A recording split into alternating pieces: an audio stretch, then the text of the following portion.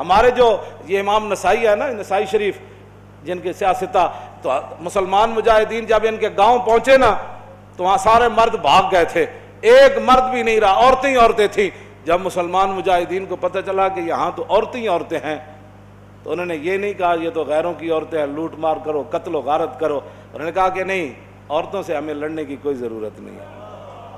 وہ اس گاؤں کو چھوڑ کر واپس آ گئے، کہا کہ یہاں تو عورتیں ہی عورتیں ہیں اور تم کیا کر رہے ہو؟ یہ ہے مسلمانوں کا کردار۔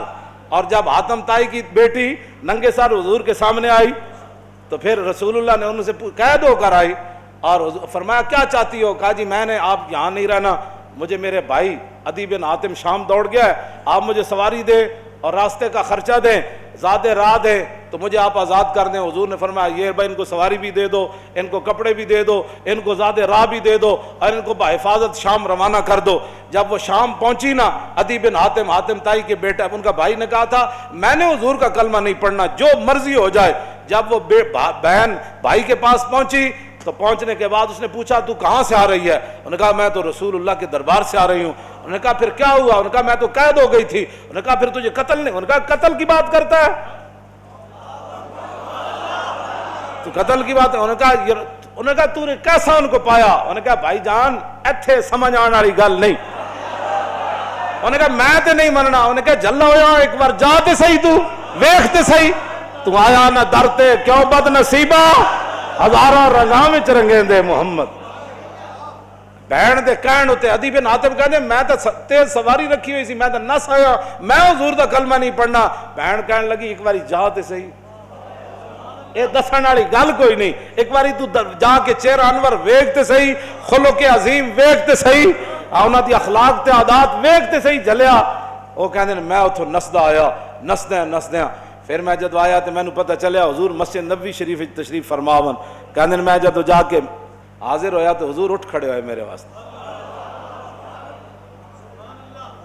انہاں مولویاں پیراں خود اخلاق کے وجہ پیش کیتے، میں تو انہوں سچی گل کر رہا۔ ارے نہ چونکہ خود نہیں اس راستے تے چلنا سی تے چونکہ ایسے تھے تو پھر چونکہ ایسے تھا تو پھر کیوں جی؟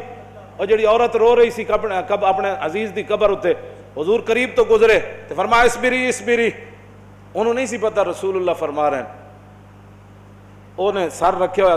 غم چیز ہی ایسی ہوندی، اسی واسطے حضور نے فرمایا میرا امتی پناہ منگے، غم بندے نو تباہ کر کے رکھ دیندا۔ انہیں کہا مینوں کہنے والے اسبری، جے تینوں یہ مصیبت پہنچی ہوندی تو تم مینوں نہ کہندا ہے گا۔ میرے آقا نے یہ سنی گل تے حضور چل پے، اس عورت نو کوئی گل نہیں فرمائی۔ اس سے یہ بھی پتہ چلتا ہے کہ جب آدمی اگلا اس حالت میں ہو تو اس کو تبلیغ نہیں کرنی چاہیے، بس جو بات کر دی وہ کر دی، بات ختم ہو گئی۔ زبردستی کسی نو ڈھا کے منانا ہے، لبیک دا نعرہ جنوں سمجھ نہیں آیا ہن تسی انہوں ڈھا کے کی منانا ہے؟ اور مینوں یہ دسو تسی جیڑا اے نہیں کہندا حضور میں بھی لبیک کا اتنا ہی مانا ہے، حضور میں بھی حاضر، میرے بچے بھی حاضر، میرا مال بھی حاضر، میری عزت بھی حاضر اور میرے ماں باپ بھی آپ کے لیے حاضر، اس سے زیادہ لبیک کا کوئی معنی نہیں ہے۔ اور تاجدار ختم نبوت کے نعرے کا اس سے زیادہ کوئی معنی نہیں کہ ساری دنیا طے و بالا ہو جائے لیکن حضور کی ختم نبوت پر پیرا ہر صورت میں ہوگا، بس اس سے زیادہ تاجدار ختم نبوت کا ہاں جی اس سے زیادہ لوگ ان کو سیاسی نعرہ بنائے پھرتے ہیں، پیڑا اور تے پھکیاں اور امت اس نعرے پر کھڑی ہو گئی اور وہ نیچے اختلافات تھے امت ان کو بلا گئی، انہوں نے کہا بس بھائی لبیک۔ مسجد نبی شریف میں عرب بھی کہتے ہیں لبیک یا رسول، ہم عربی ہیں لیکن یہ نعرہ تو ہاں جی مصری بھی کہتے ہیں لبیک یا رسول۔ پورا عالم اسلام نہیں پوری دنیا کہہ رہی ہے اس وقت لبیک یا رسول اللہ، ہاں لبیک یا رسول اللہ۔ تو اس سے بڑا اللہ کا کیا کرم ہو سکتا ہے کہ امت اختلافات کو بھلا کر حضور کی غلامی کے لیے جمع ہو گئی۔ اور اقبال کہتا تھا میں کہتا تھا اقبال کی یہ خواب کب پورا ہوگا کہ اقبال کہتا تھا زان کے ملت را حیات از عشق اوست اور برگ و ساز کائنات از عشق اوست۔ اقبال کہتا تھا کہ ملت کی حیات، ملت کی ترقی، ملت کا عروج اور پوری دنیا پر اسلام کے غلبے کی ایک ہی وجہ ہے کہ امت حضور سے پیار کرے، حضور سے عشق کرے۔ تو میں کہتا یہ کیسے ہوگا، لیکن رب ہے جو چاہے کرے۔ یہ نہیں پتا تھا کہ ممتاز قادری نے جو تختہ دار پر لبیک کہا تھا اس نعرے کی برکت سے پوری امت ایسے کھڑی ہو جائے گی۔ ہاں جی بات اتنی ہے کہ او عورت نے حضور نال گل کی تھی کہ مجھے بہت مصیبت پہنچی ہے، اس کو تو پتہ نہیں تھا یہ رسول اللہ ہے، اور غم کتنی عجیب چیز ہے کہ وہ حضور کی آواز کو بھی نہ پہچان سکا۔ اللہم انی اعوذ بک من الغم والحزن، حضور کی اپنی دعائے مبارکہ ہے کہ میرا امتی کہ میں پناہ مانگتا ہوں غم اور حزن سے۔ ہاں جی، یہ بڑی ڈاڈی شے ہے۔ اب میں جو بات اگلی کرنے لگا ہوں، بعد میں جب صحابہ آئے تو انہوں نے کہا آپ کو پتہ ہے جنہوں نے آپ کہا تھا اصبری صبر کرو وہ کون تھے؟ کہا نہیں۔ انہوں نے کہا وہ تو خود رسول اللہ تھے۔ وہ میں نے حضور کو یہ جواب دیا ہے۔ وہ کہتی ہے میں پھر گئی جلدی جلدی حضور کے دربار پر، میں جو بات کرنے لگا ہوں وہ یہ ہے۔ وہ کہتی ہے جب میں حضور کے دروازے پر پہنچی تو میں نے کوئی وہاں چوکیدار نہیں پایا۔ 50 گارڈ اگے تے 50 پیچھے، اس حضرت صاحب نہ سلام کون لوے گا؟ جتیاں پوان والے اور جبے پوان والے اور تے میک اپ کرن والے اور۔ ہاں جی، میں تے نہیں پڑھیا نہیں جو اس وقت حسنہ جلیا، اور اسی واسطے تو ایک باری جڑا حضرت عدی بن حاتم آئے نا تے جدو رسول اللہ نال ملاقات ہوئی حضور اٹھ کھڑے ہوئے تے عدی بن حاتم کہندے نے میرے دل نے گواہی دیتی ہے اللہ دے رسول۔ کیوں جی؟ فرماندے پھر حضور نے میرا ہاتھ پکڑیا تے حضور اپنے در اقدس کی طرف گھر دی طرف چل پے۔ کہندے راستے ایک بڈھی مائی مل گئی، عورتاں نوں ویسی گلاں نہیں مکدیاں تے مائی بھی ہوے تے پھر بڈھی بھی ہوے۔ کہندے انہوں نے اتنی لمبی گفتگو حضور نال کیتی تے حضور دے چہرہ انور تے بھی ناگواری دے آثار ظاہر نہیں ہوئے کہ میرے نال مہمان ہے تو بس بھی کر ہوں۔ کہندے نے میں کھڑ کھڑ کے تھک گیا، لیکن رسول اللہ نے ایک بار بھی اس مائی نو نہیں فرمایا کہ مائی بس کر اور کام تھوڑے۔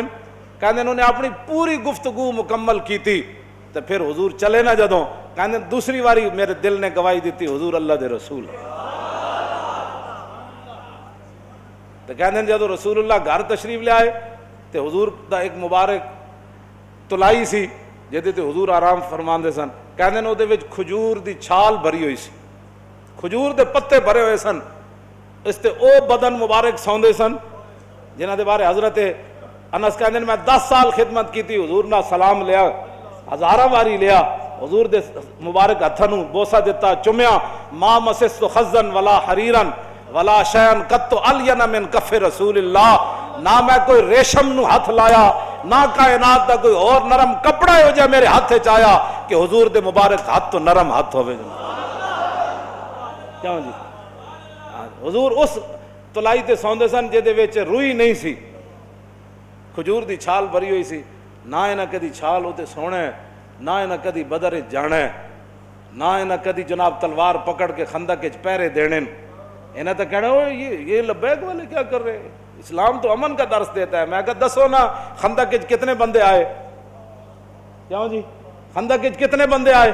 یہ دسو نا قوم لوگاں نو، اذا جاءتکم جنود فارسلنا علیہم ریحا وجنودا لم تروا وکان اللہ بما تعملون بصیرا اذ جاءوکم من فوقکم ومن اسفل منکم وزاغت الابصار وبلغت القلوب الحناجر وتظنون باللہ الظنونا هنالک ابتلی المؤمنون وزلزلوا زلزالا شدیدا واذ یقول المنافقون والذین فی قلوبہم ما وعدنا اللہ ورسولہ ہاں فی قلوب مرض ما وعدنا اللہ ورسول اللہ غرورا۔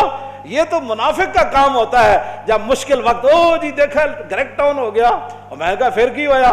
یہ تو منافق کا کام ہوتا ہے کہ جب مشکل حالات آئے تو کہ دیکھو جی جن کا دیکھو جی اللہ رسول ساڑھے نہ ہاتھ، میں ہاتھ کرنے دا معنی کر رہے ہیں، لفظی معنی تو نہیں نہ بنتا۔ اللہ رسول نے تو ان کا لفظی معنی کیا بنتا ہے کہ انہوں نے کیا اللہ رسول کی طرف نسبت کر دی کہ ہمیں تو دھوکے سے دوچار کر دیا گیا۔